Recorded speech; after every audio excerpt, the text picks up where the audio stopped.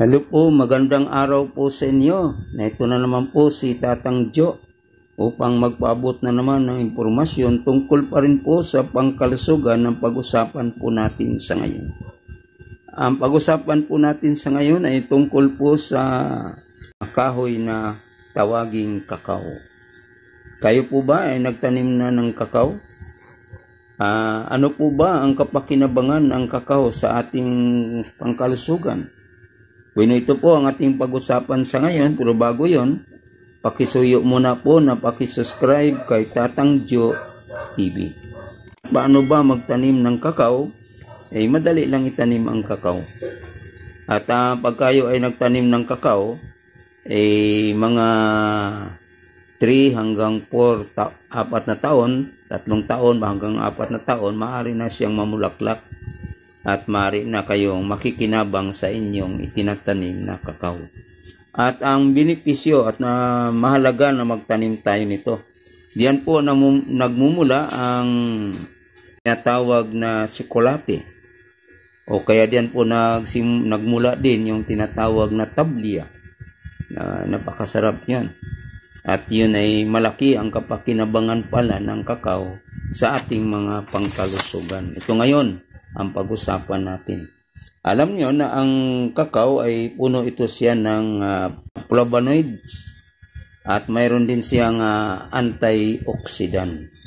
Mayroon siyang iron, mayroon din siyang magnesium at iba pa na mga bababa ng ating blood pressure. Ibig sabihin, tumutulong ito siya na pababa ng ating blood pressure.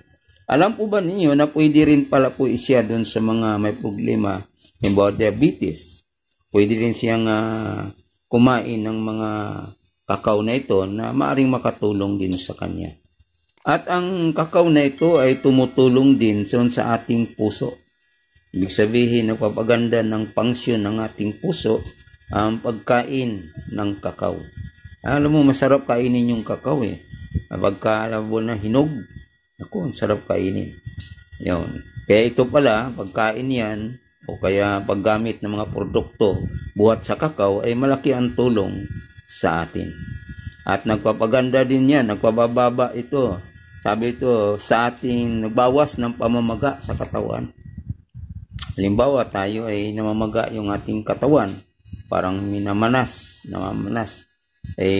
Pagkain mo ng kakao, maaring matulungan ka na maalis yung pamamaga sa ating katawan. Ano pa ang maaaring maitulong nito?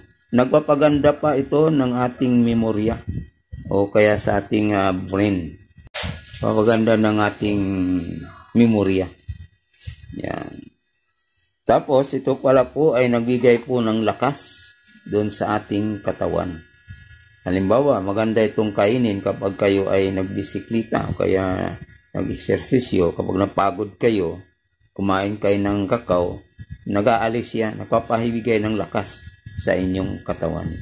Kaya maaaring makatulong ito, malaki ang pakinabangan dun sa atin ang pagkain ng kakao sa ating pangkalusugan.